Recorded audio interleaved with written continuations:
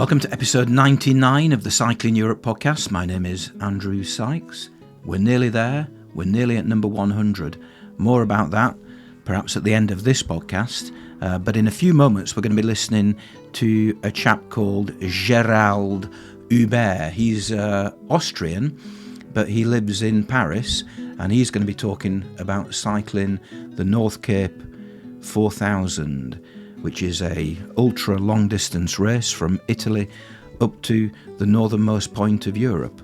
But just while you're here, don't forget that you can get in contact with the podcast by visiting cyclingeurope.org/contact. That's what Gerald did a couple of months ago. And you can support the podcast by visiting cyclingeurope.org/support. So, without further ado, here's Gerald, and I started by asking him to introduce himself.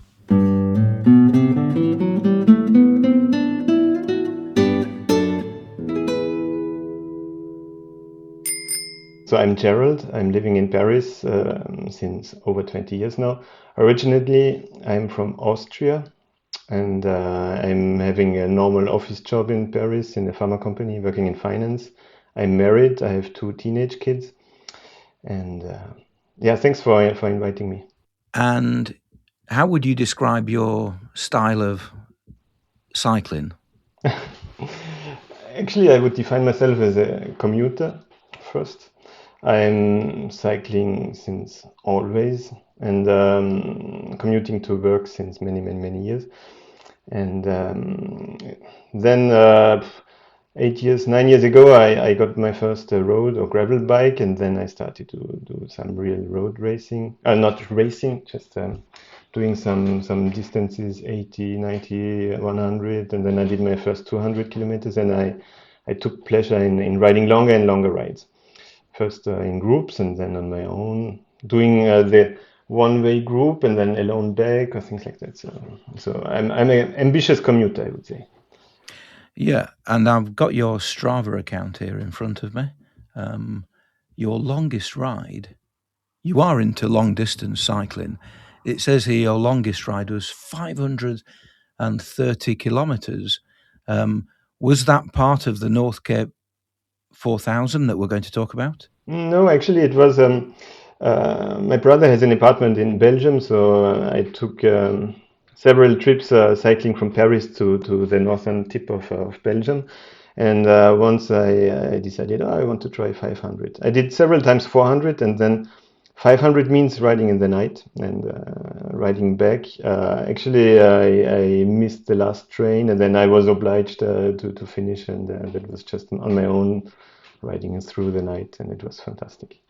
So when you signed up for the Nordkapp 4000, you weren't a complete novice in terms of cycling long distances. That's fairly clear from your Strava account. Can you just describe what the Nordkapp 4000 is? So it's organized by an Italian organizing team. I think they're doing it since 8. I was the 8th edition, I think. They call it a challenge.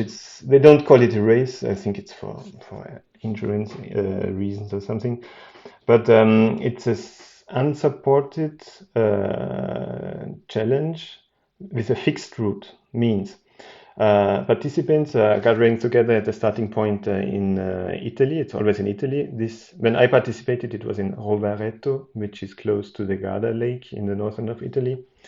And we have a fixed route, so they're providing GPX files up to the Nordkapp. So the finish is always in the Nordkapp. So it's always Italy, Nordkapp. 4,000 kilometers in average. It includes a ferry crossing. And every year they're changing slightly the route. So the year before, I think they went through Paris, France, and the start was more to Milan. But it's a fixed route, so everybody follows the same route, and everybody is organizing himself or herself in terms of accommodation and obviously eating and mechanicals, and everything has to be taken care of yourself. And it's allowed to ride together. which is very nice to get to know people. Because how many participants were there? Hundreds for sure. So we start all together some Saturday morning in Italy. Nice atmosphere, and it's really like a mega group ride in the beginning. Everybody has luggage and stuff, and discussing together. And then as the days go on, it gets longer. But when you look into the map, it's like, because they do some kind of live tracking where you can see where each participant is located. It's like a jewelry with pearls, like a collier. How do you say? Everybody is more or less meeting again the same people from time to time, and it's really nice to cycle together for some time, and then you can also share a room overnight, follow where the others are staying overnight, etc. So a race. It's a simile race, not super competitive. And what is also special for the North Cape 4000 is there is a minimum and a maximum time. So means you are not allowed to be faster than a given number of days. So for my edition, it was 13 days. You are not allowed to arrive before the 13th day, because they want to avoid that people are riding through the night and over exhausting themselves. So in terms of safety, for them it's safety first. And there are several checkpoints where you get a stamp on your card, and every checkpoint has a minimum time. So you're not allowed to be faster than a given time for each of the checkpoints. Yeah. It says on the website that it is the most attended ultra-distance bike adventure in the world. Yeah, because there are many participants, and it's open to all. They open the registration on a given day, and everybody can register, paying the fee, and there's no examination or no qualification process or things like that. So it's just first come, first served, and then you arrive at the start line, and then you go. So the people who do this, from what you've just said, isn't there a risk that there are some people who are very badly prepared, very potentially unfit, not capable of actually getting to Nordkapp? There are all kinds of riders at the starting line, and the allowance of time to make it so to finish it in an official ranking, to be official finisher of the North Cape, is quite large. I think you can take up to 21 days, and then they had some extended time frame to be how do they call it? There was a second list of people who took a little bit more time but still finished. And everybody, I think they say if you can ride 150k a day, you can do this new extended finisher list. Otherwise, if you do 200 kilometers a day, you do it to the official finisher list, I think. So people are knowing, I think, that they need to ride 200k a day, be capable of. And it's a financial commitment, and it's a commitment to go there logistically. So the people that are at the start line, they are quite serious. And they also had a second starting point in Berlin. So those have 3,000 kilometers to go. For those that have less time and want to do it maybe a little bit shorter. So it's quite inclusive. It's very, very open, and the ages, there were, I think the youngest one maybe 18, 19, up to 70 something. So lots of older guys as well, and ladies. And how many days did it take you? So myself, I did some testing before, and I thought, maybe I can do every day between 250 and 300k. I did a test one weekend. I took 4 days to do 1000k in May. And I could do it in 3 days. And then but yeah, I wasn't sure. And then my wife, she thought, and she didn't tell me, but she told me afterwards that she was convinced I can do it in 13 days or something. And in the end, I did it in 13 days, which is the minimum time. I was not first, but I arrived at the same day as the fastest ones. And I was quite surprised. It was really very well, much better than I expected. So what position did you arrive in? I was in the top 15. Actually, there is not an official ranking. It's just the day where you finished in the official list. And in the end, I was riding with two other riders. The last 3 days, we were a three riders team, and we arrived together more or less. So 15 or something. So you're following a route that you can't deviate from the route, presumably. Are there penalties if you do deviate from the route and go a slightly different way?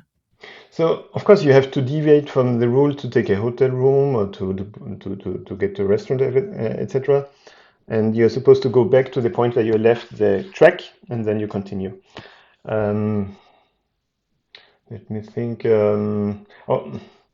In the briefing they mentioned that no, I don't think they have a time penalty.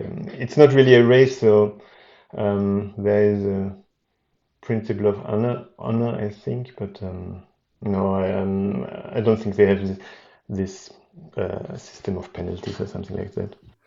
And to what extent did you actually plan it, or could you plan it? Could you book in advance the hotels? Did you know where you were going to stop, or was it very much arrive in a particular place and then just find a hotel? It's a very good question, because I was not sure at all how I should do this accommodation thing. I started with the sleeping bag and the mattress in case to do bikepacking, sleeping in rough. And I knew when I had a booking for the night before the start, and then I knew the first night I could sleep in my brother's home in Munich, which is a bit far from the track, but then my mind was in peace for the first day. And then the first day was going quite well, and I pushed to Munich. So first night was settled, my brother's home. And then the second night, I said, yeah, no, how will I do it? I didn't book anything in advance. It was second day was a Sunday. I was in Germany, so from north of Munich. And then as the day went on, I asked the other riders how they are managing, and they said, oh, they will look later, they will book something. And then 5 o'clock in the afternoon, I took out my phone, and at the bus stop, I started to open booking.com, for example, the web pages, and I didn't find anything on the track. I said, And then I looked in Google Maps to see if there are any hotels, and then I started to call them. First hotel said, too late, reception desk already closed. The other said, no, we don't take people from Sunday to Monday, and it was really getting difficult. And then luckily I'm speaking German, so I found a hotel. And so Germany was quite complicated because you always had to call them. And the second night I called them in the morning already to have something in the evening. So I got in the routine of checking in the morning for sleeping at night. So this was working well for me. And in Scandinavia, there was no problem at all because it went very well with the web services. And did you or did anybody take a tent with them, carry a tent and camp? There was one guy. There was a German influencer guy, Fritz Meinecke.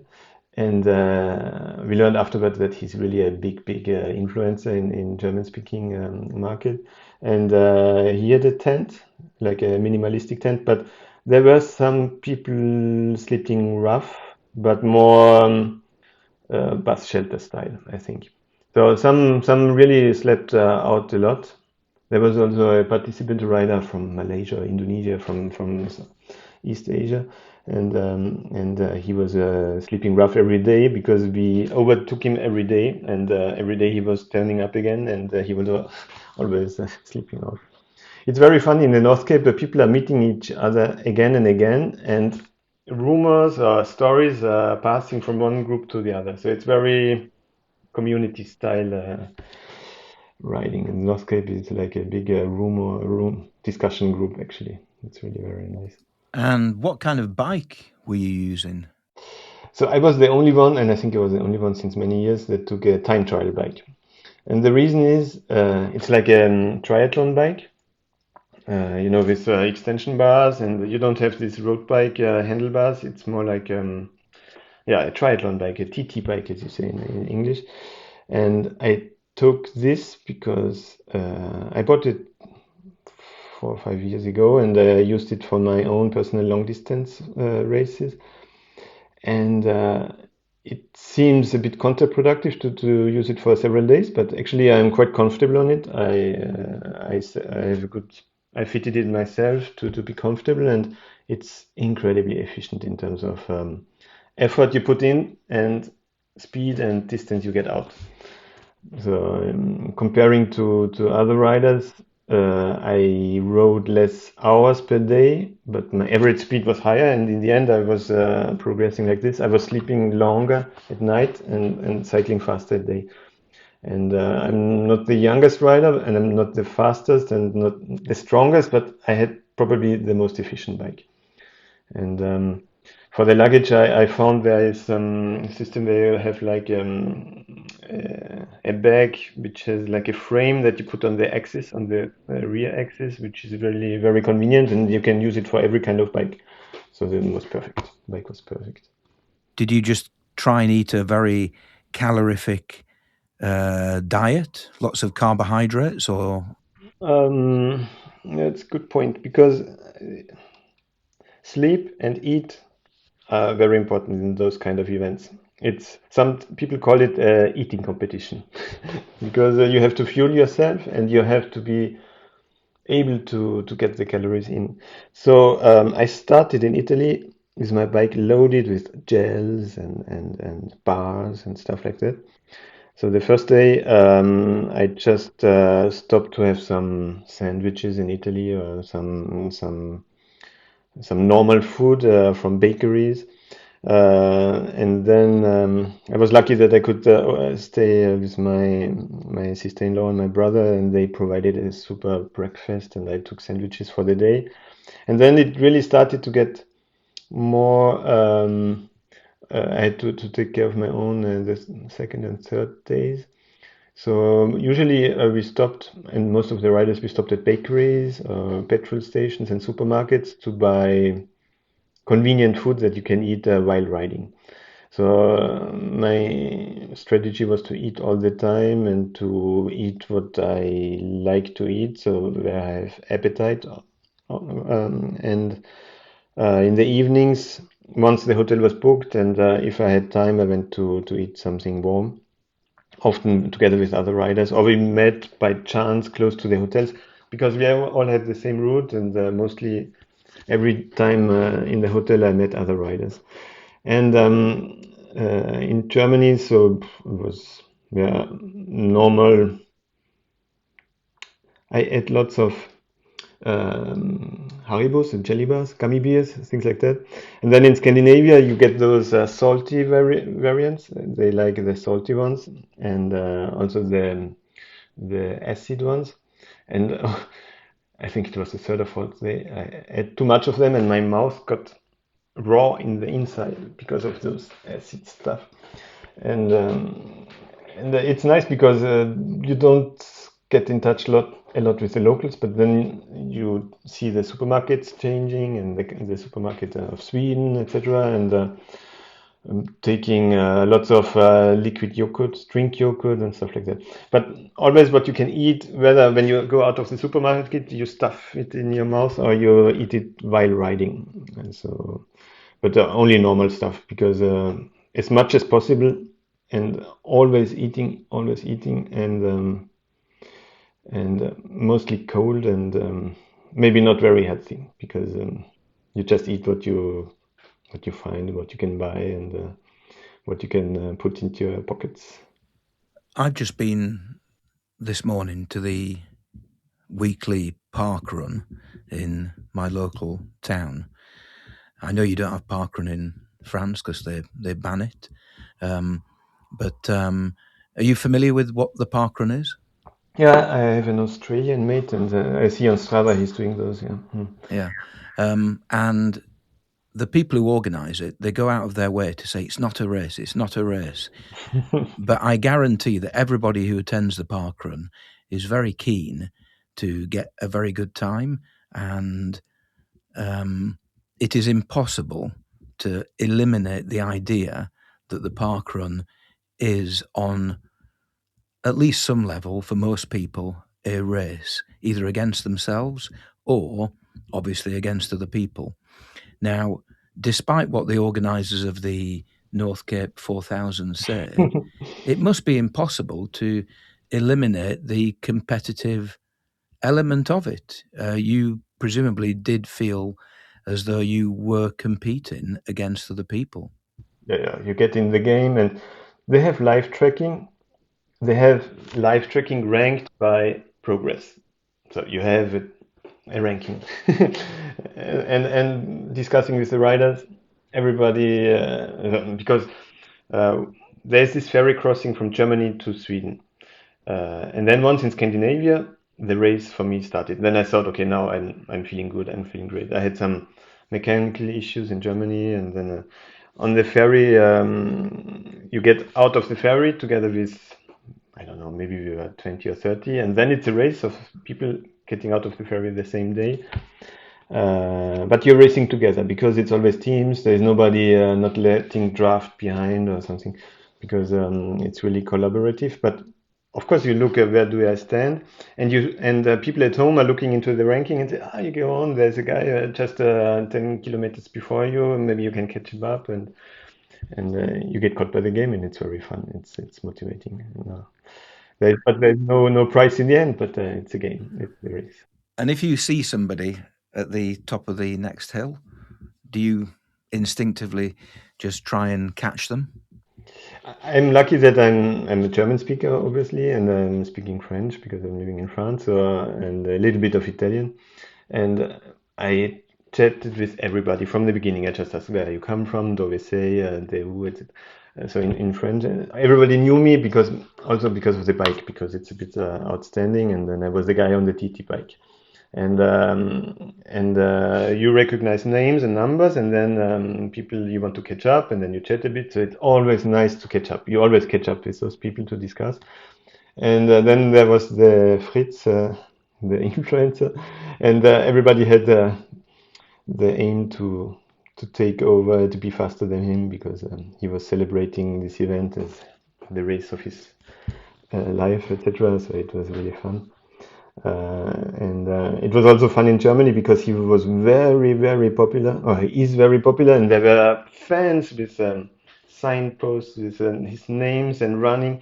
And as I had more or less the same speed as him, in the beginning I thought they were coming fast, and then I saw Fritz, go, Fritz, go. And then we understood it's not for us, but for others. But still nice to have people on the road. And is he a cycling influencer? Is that his thing? What I understood is he's like a survival something. So he had his own show, huge production, and with living outside in the wild, people in the wild or something. And he sold this company, made some money, and now he's entering the ultra cycling scene and going. But he had his camera and everything, so was doing a lot of extra communication stuff. Right, he sounds like the German Bear Grylls, perhaps. I don't know if you're familiar with Bear Grylls. Yeah, I think yeah, could be. Yeah. And so when you see somebody, you want to catch up. Yeah, and especially if it's Fritz, then we wanted to overtake him. So, what's the attraction? Why? What motivated you to enter it in the first place? I had a colleague at work who did it, I think the year or 2 years before, and she said, you should try it. She knew I was in cycling, and we follow on Strava. We were in contact, and then opportunity came up. And vacation was not planned, and I said, "Well, I'll try to register." And then I just wanted to do it, and then I got in the dynamics of preparing, and it's also the preparation is an activity on its own, and it's very motivating to have something to look forward. Why did you choose that particular one? Because there is another one, isn't there, which goes from Northcapp down to Tarifa?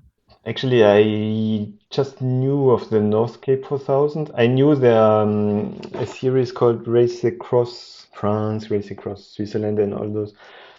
But it's shorter, and it's semi-supported because you have drop bags for those, and it's a little bit more complicated. And the Northcape, what attracted me is that it seems to be very open, long distance. I wanted to do really the long distance, and I've never been to Scandinavia before, so it also this was also motivating to go there. Some region I didn't know. But I didn't search a lot. It was by chance, I guess. And in terms of it being supported, unsupported, I remember talking to Mark Beaumont. He's the person who rode around the world in the quickest time. And I said to him, I was asking about the world records and the supported world record, unsupported world record, because in my mind, I thought there were two different records. And he said, well, actually, no, there is no difference, because it's so difficult to prove what is support and what isn't support. He said there's actually only one world record, whether you're supported or not. How do the organisers, they describe it as unsupported, but if you have a friend in a van, I don't know, a camper van following you, did that happen? Did people have people helping them en route? I met a younger participant. She was maybe 19, 20, and her father was traveling on a van with her. So every night she slept in the van with her father. But I think that's perfectly fine for the North Cape 4000, because it's not a race itself, and there is no jealousy. There's no people are not looking. Yeah, it's of course she's missing out a lot because she's always focused with this relation with her father, and it's not the same, because when you are unsupported, you are much more open-minded. I think that's the spirit, that you every day you live a mini adventure and you organize yourself, and it just turns out to be adventure for everybody. There are so many stories on the race, on the one North Cape 4000 edition that you hear of. I think it's just nicer to be unsupported for yourself. Perhaps they mean unsupported in the sense that it's not obviously you can book an organised holiday where you are guided from one place to the other. Perhaps they mean unsupported in that sense, rather than actually being very strict when it comes to having people help you along the way. What was your highlight? What was the favourite bit, and perhaps on the flip side, the least favourite, most challenging bit of the route? Let's start with the most unfavorable. I had some stupid mechanical issues in the beginning, and I checked. Obviously, my bike was I thought in top condition, and I was a little bit worried for the brakes, because whenever you have disc brakes, hydraulic disc brakes, and you travel, you always have the risk that you have problems with the disc brakes when you arrive at destination.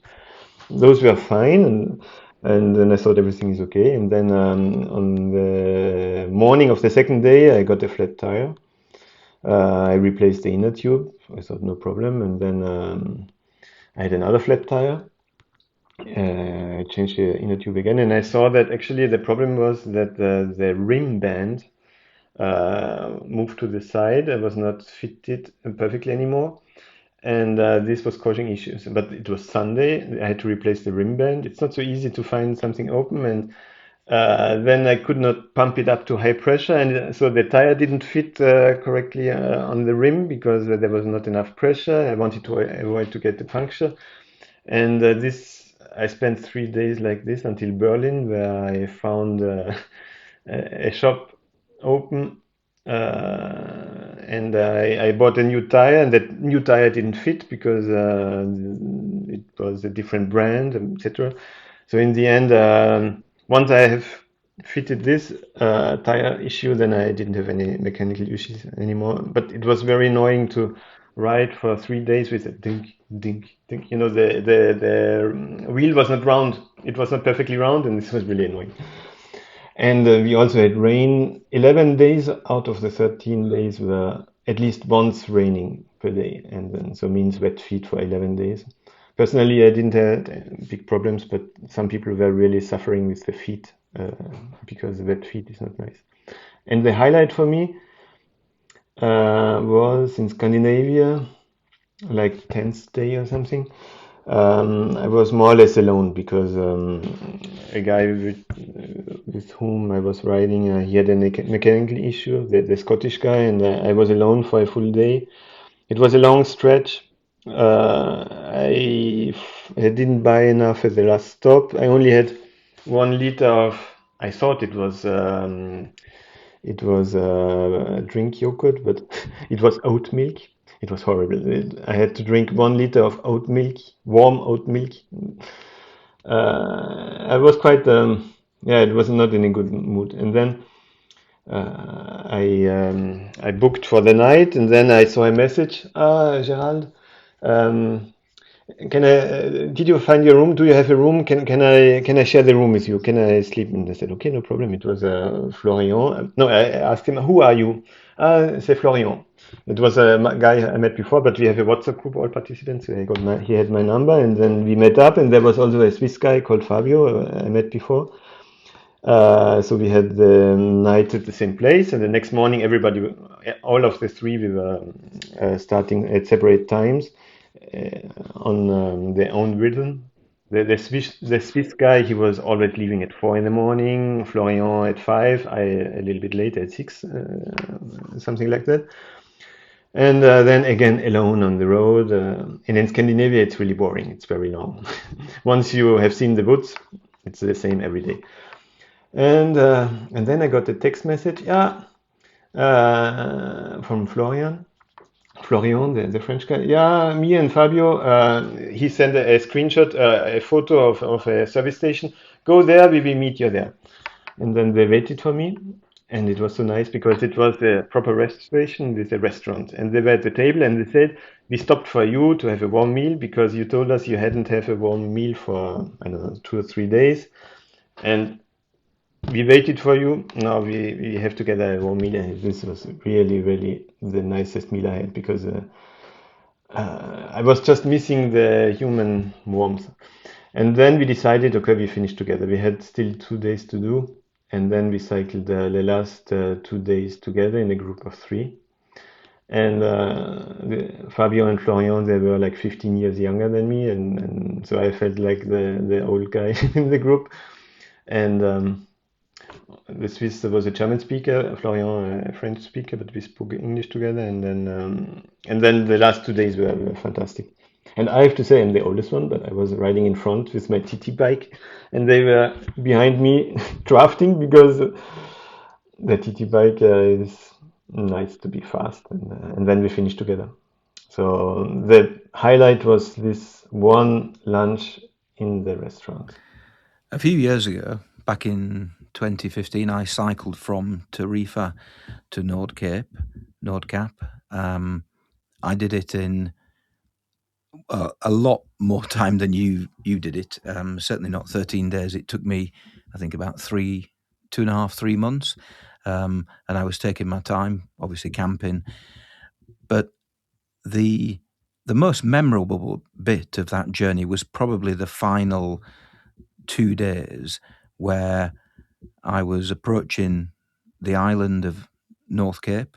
The weather was dreadful on the penultimate day.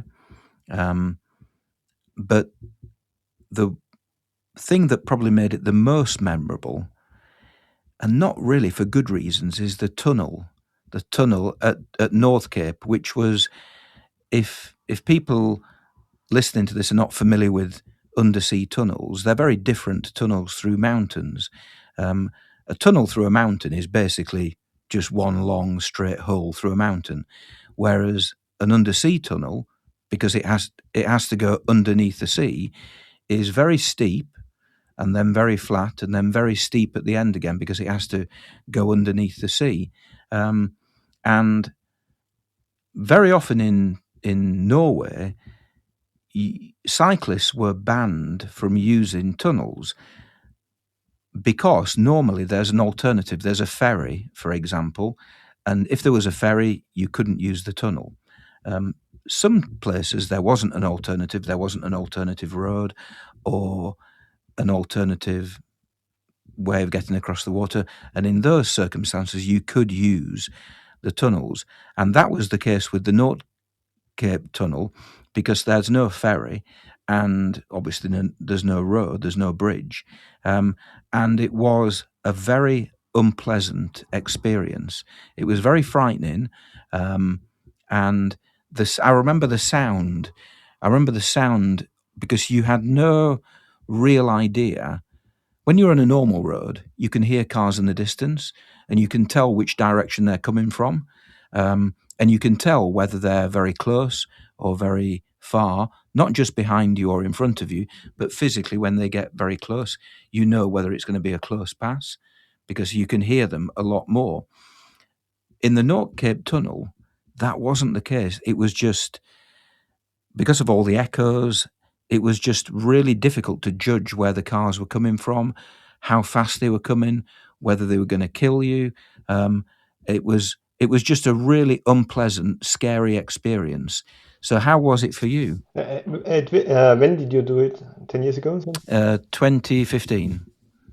Yeah, so 10 years ago. Because what I have been told is that the lightning was redone and it has been resurfaced.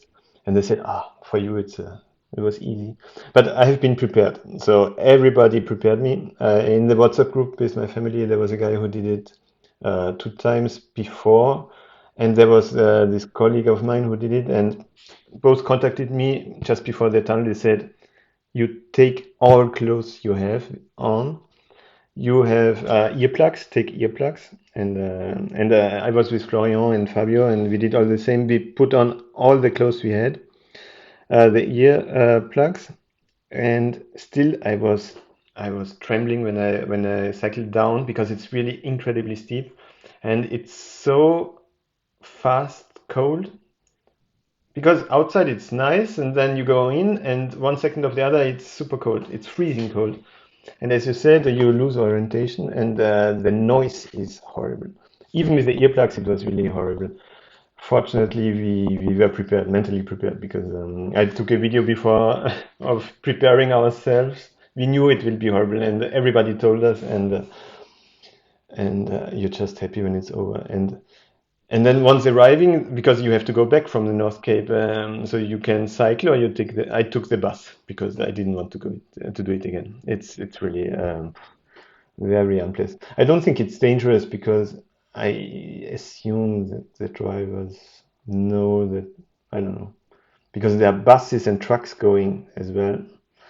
And no, I agree, it's really impressive. But it didn't leave a memory, a trauma. It was not traumatic for me.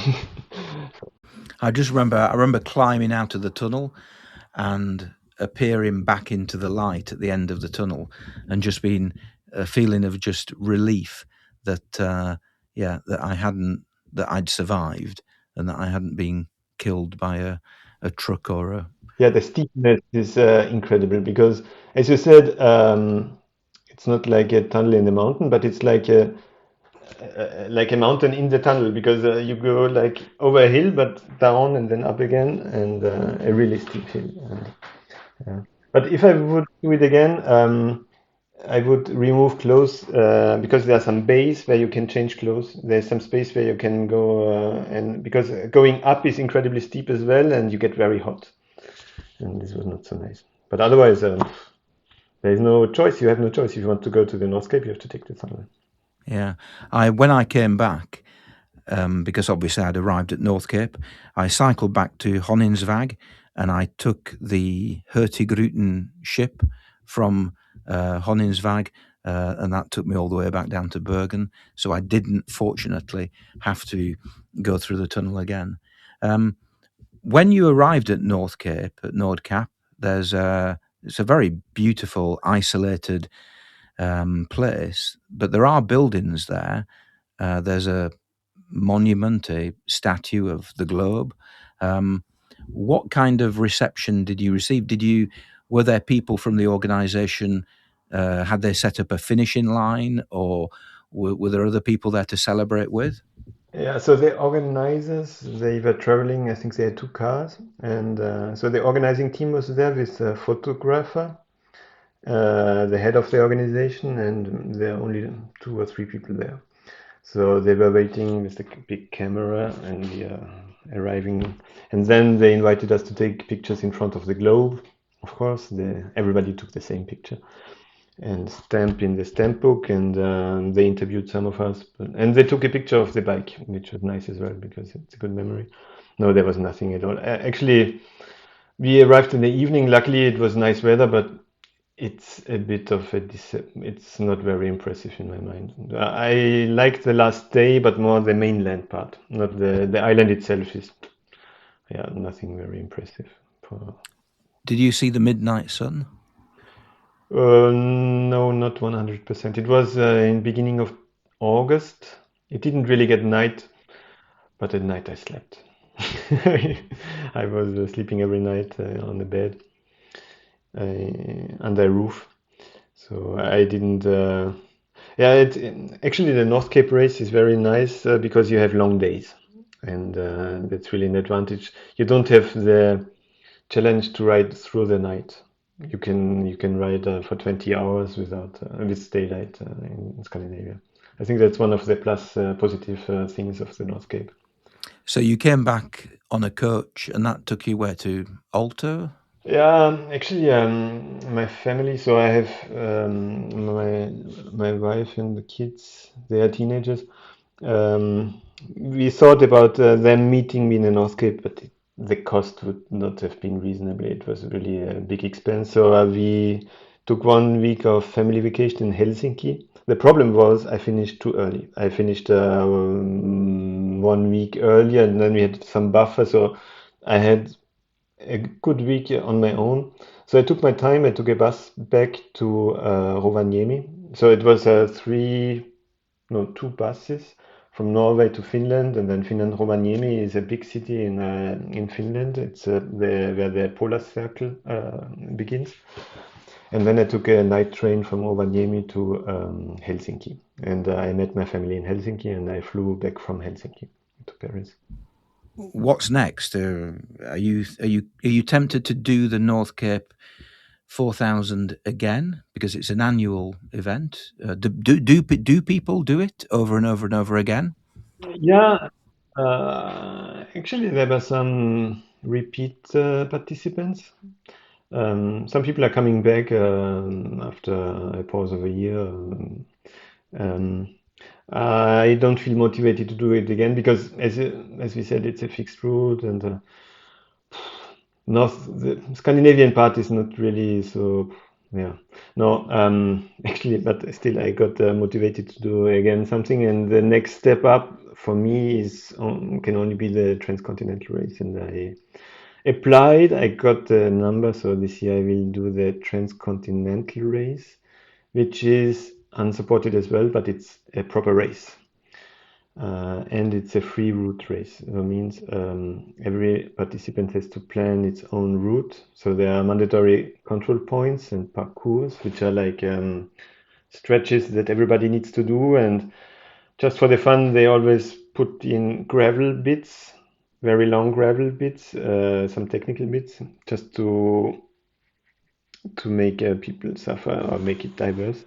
And there are also real professional racers are participating in this race to win. So I want to try it once at least. So that's my plan. And you said there that you applied, so presumably, do you have to meet certain criteria to actually get onto the transcontinental? I'm on the website now, just having a quick look. Is it? Do they reject people who they think are not capable of doing it? So demand exceeds available seats. That's sure because it's more and more popular. It's the standard of ultra distance racing in Europe. So you can qualify and you get a guaranteed place if you volunteer the year before. They have lots of volunteers because it's a race with very strict rules, and the volunteers have to check those. They have lots of volunteers. Or you apply, and then you have to just tell them why you apply. Did you do something similar before?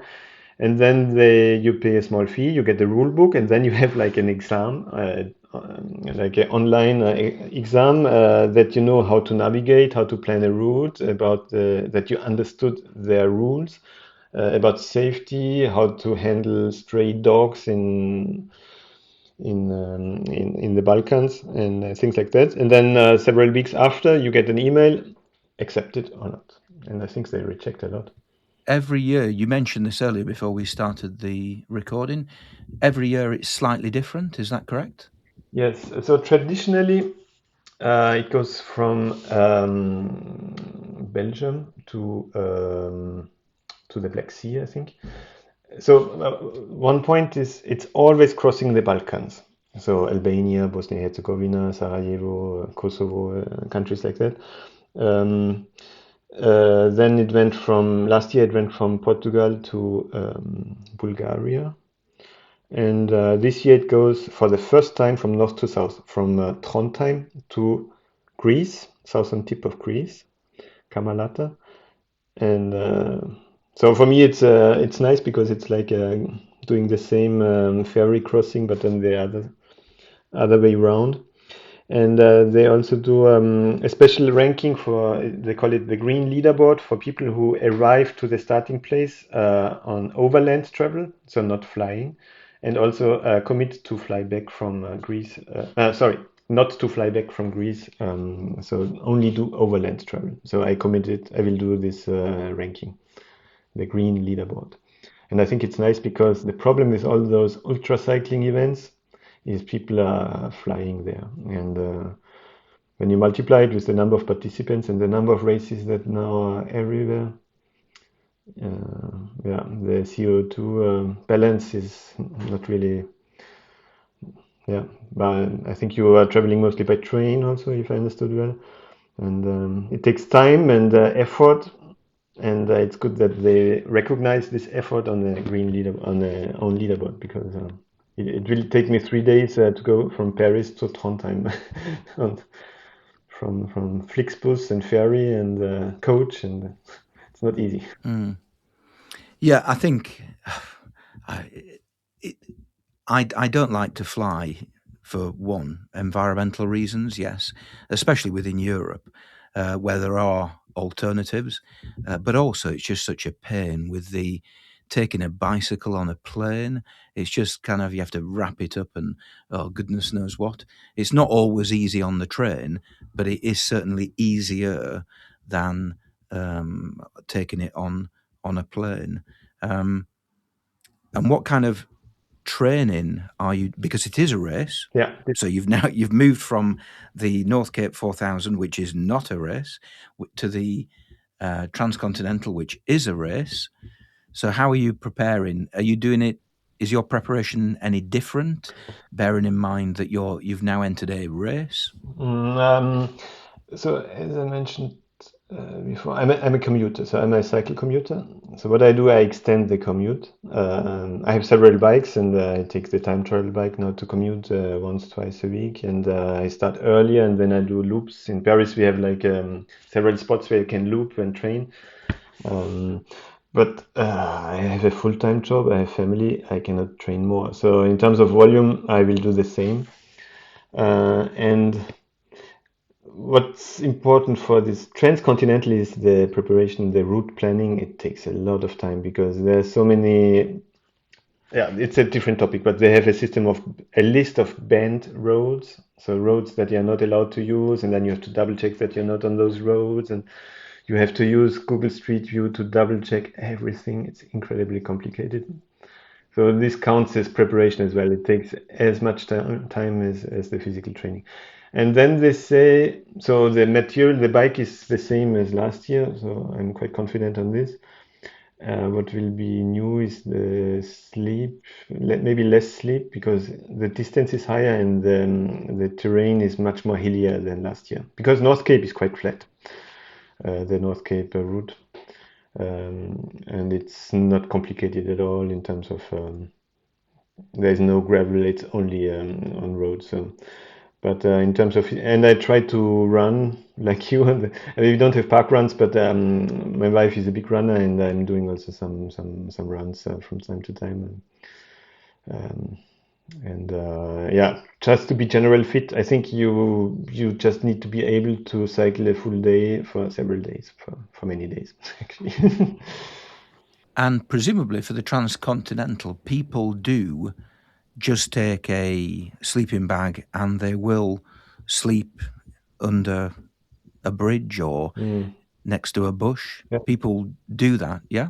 Yeah, this is what I read, and I think the problem is also I was lucky in the Northapp that I was in the top 20, 30 for most of the time, and then it's quite easy to find accommodation because you are not with the hundreds of others.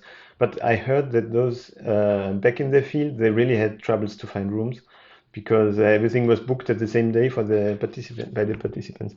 So maybe that's the reason. And then people are preferring, because when you book a room, you lose time when you check in, you have to find the keys, or if it's an Airbnb, to find the code or whatever. And so both have pros and cons.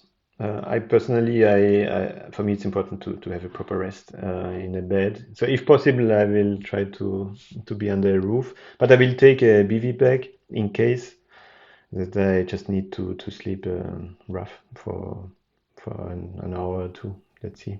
How many kilometers is it? But it depends on the route planning. So for the moment, it's much too long. I have to fine tune my route, but it's much longer than the 4,000 kilometers in the North Cape. So it's closer to 5,000.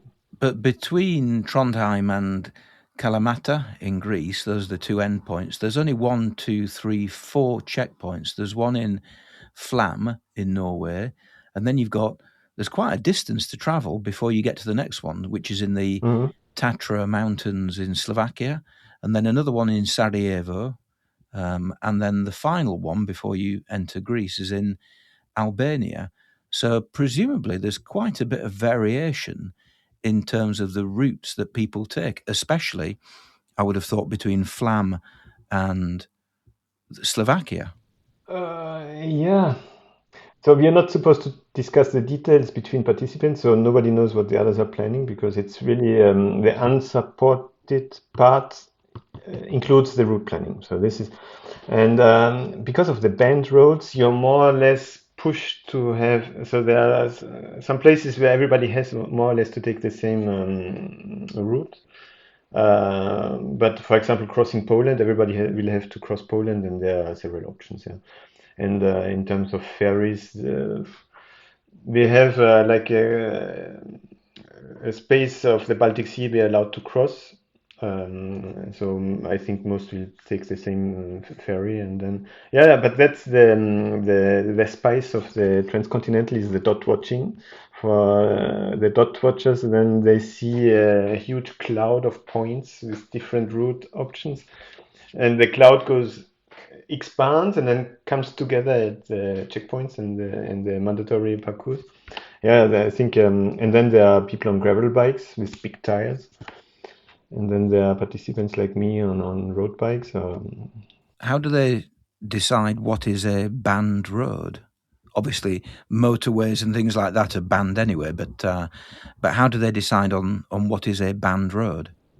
So in the Balkans, they have experience from the past races, so they know that some roads are just dangerous. Then, for example, they said Poland, we don't allow crossing the E roads or some kind of codification, some class of roads are forbidden altogether. And then, so they say it's for safety. And sometimes it's to push participants to take a specific option of a specific mountain, and to push them, to nudge them to take a specific option. But mainly it's for safety.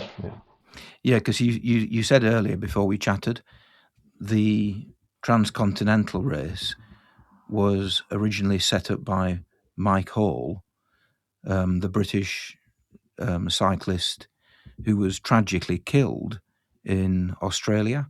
So yeah, you can imagine why perhaps safety is high on their agenda. Yeah, and it's a race where people are cycling through the night. Some of those that want to win, they sleep, I don't know, 1, 2, 3 hours per day max, and it's a different kind of event.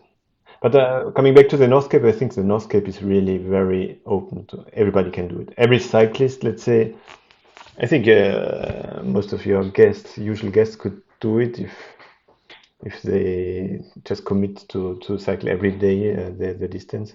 And I really recommend it to start, but maybe not to start the very first time to do ultra cycling, but to it's quite accessible, I think, for most amateur racers. Yeah, certainly before you do something like the Transcontinental, it's a good idea to do something like the Nordkapp 4000, which is not a race and you can ultimately just take your time. How long do you think it will take you to get from Trondheim to Kalamata in Greece?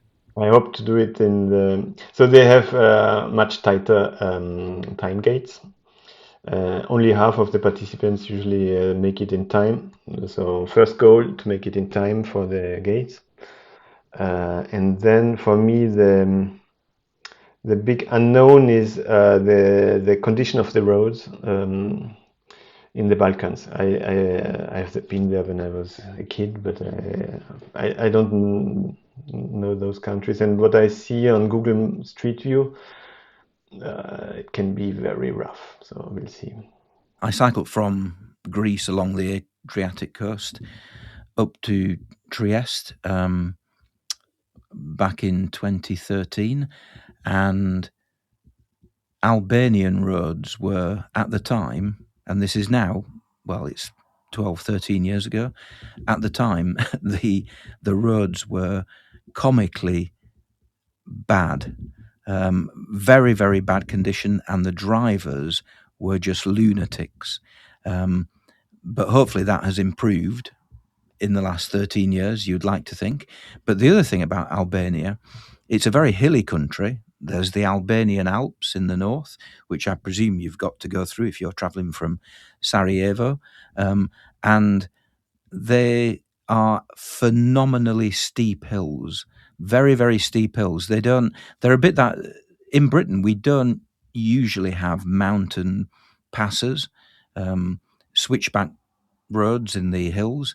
They tend to, because our hills are not very big, the engineers have kind of pointed to the top of the hill and said, right, okay, we're going to build a road to the top, and they literally go up quite steeply. But here in Britain, they're not very long.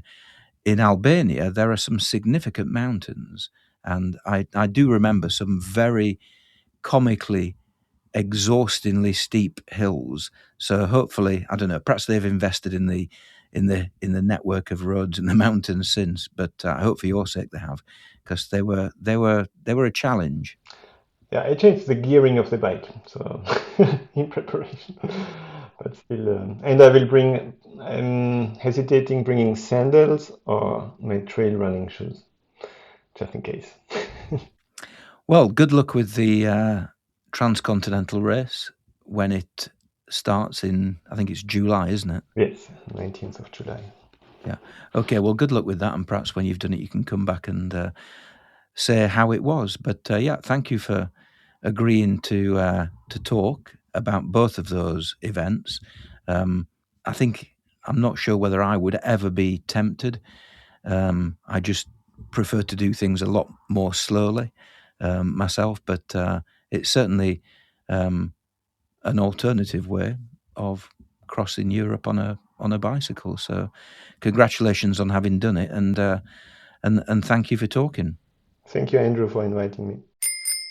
And thank you to you, Gerald, for agreeing to come on the podcast and talk about your cycling adventures. He got in contact, like I said at the very beginning, by visiting cyclingeurope.org/contact. So if you'd like to appear on the podcast, then please feel free to get in contact and we can start the discussion. If you'd like to support the podcast, then please visit cyclingeurope.org/support. So that's it.